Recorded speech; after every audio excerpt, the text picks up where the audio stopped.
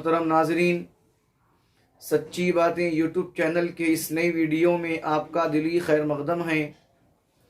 میں محمد نعمان انور ندوی۔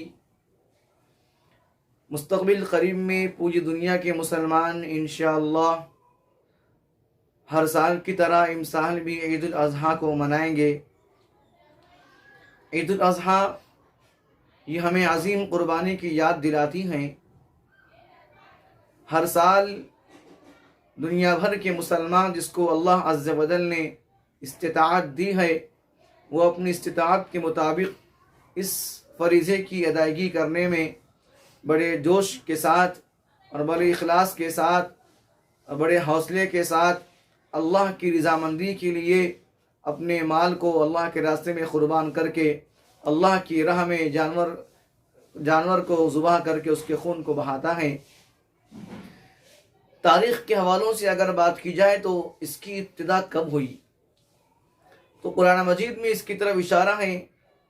اعوذ باللہ من الشیطان الرجیم، بسم اللہ الرحمن الرحیم۔ وَاتْلُ عَلَيْهِمْ نَبَأَ ابْنَيْ آدَمَ بِالْحَقِّ إِذْ قَرَّبَا قُرْبَانًا فَتُقُبِّلَ مِنْ أَحَدِهِمَا وَلَمْ يُتَقَبَّلْ مِنَ الْآخَرِ۔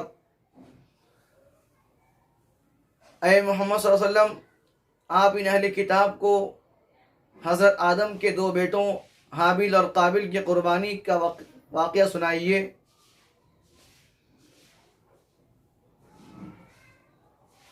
کہ جن میں سے ہر ایک نے اللہ تعالیٰ کی رضامندی کے لیے اللہ کی راہ میں اپنی قربانی یعنی نذر پیش کی تھی، نیاز پیش کی تھی۔ وہ اس طرح کے ان میں سے ایک دونوں نے قربانی پیش کی، اللہ کی طرف سے ایک کی قربانی قبول کی گئی اور دوسرے کی قربانی قبول نہیں کی گئی۔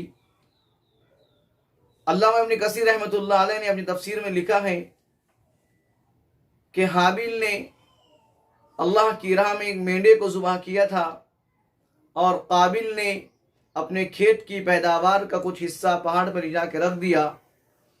اس زمانے کے حساب سے آسمان سے آگ نازل ہوتی اور اس قربانی کو جو قبول ہونا تھی اسے جلا دیتی۔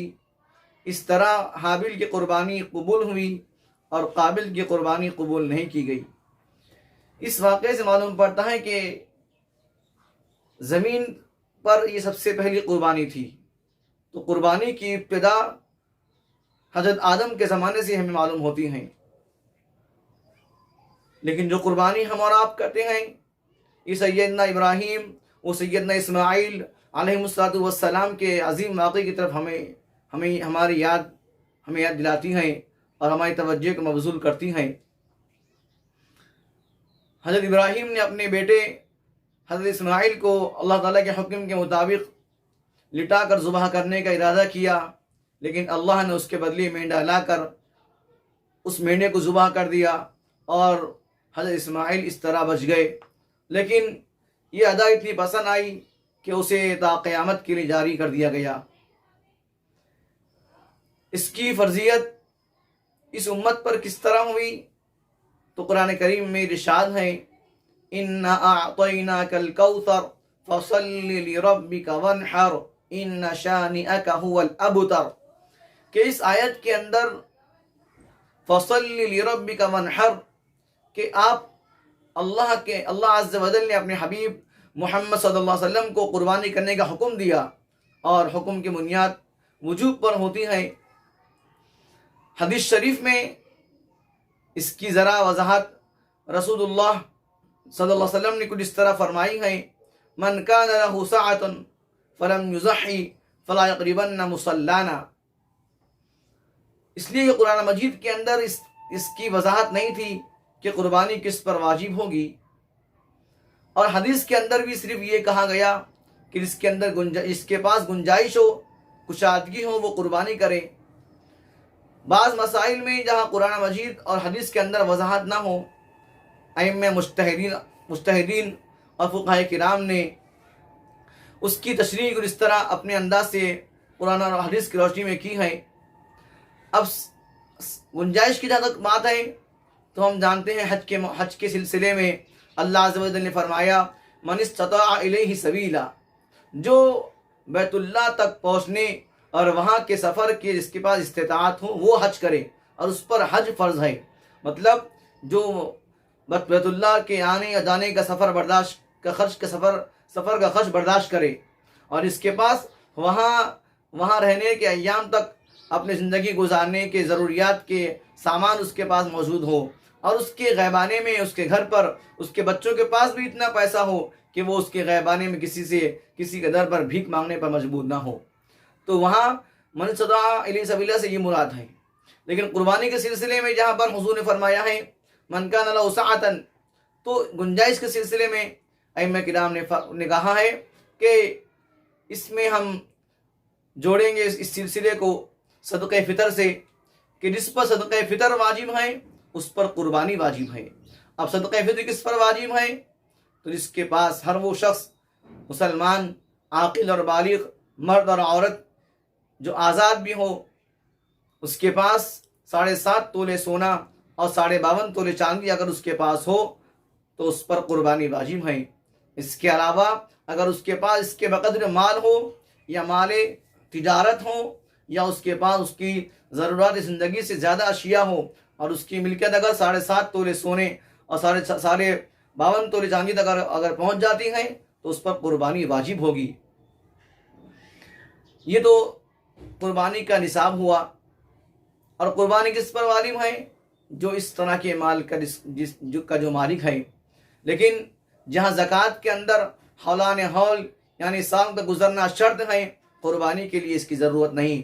اگر 10 ذی الحجہ یا 11 ذی الحجہ یا 12 ذی الحجہ کو شخص اگر صاحب نصاب بن جائے تو اس پر اسی دن قربانی واجب ہوگی۔ اور اگر ایک گھر کے اندر 3 سے 4 لوگ ہیں تو ہر ایک پر قربانی ادا کرنا واجب اور ضروری ہوگا۔ کئی سالوں سے یہ بات چل رہی ہے کہ جس طرح زکوٰۃ کے اندر زکوٰۃ کا مقصد یہ ہے کہ غرباء کی مدد کی جائے اور مالداروں سے مال لے کر غریبوں میں تقسیم کیا جائے، ان کی مدد کی جائے، تو یہی ایک مزاج قربانی کے اندر بھی ہے کہ لوگ سمجھتے یہ ہیں کہ قربانی اس واسطے کی جاتی ہے کہ غریبوں کی مدد کی جائے، انہیں گوشت تقسیم کیا جائے۔ تو یہاں یہ غلط فہمی پیدا ہوتی ہے۔ ہم سمجھ لیں کہ قربانی کا اصل مقصد کیا ہے۔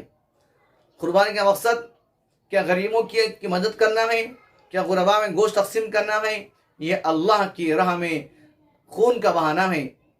تم ائمہ مجتہدین اور فقہاء کرام نے کہا ہے کہ قربانی کا مقصد غریبوں کی مدد کرنا نہیں ہے، بلکہ اراقۃ الدم، اللہ کی راہ میں جانور کا خون بہانا ہے۔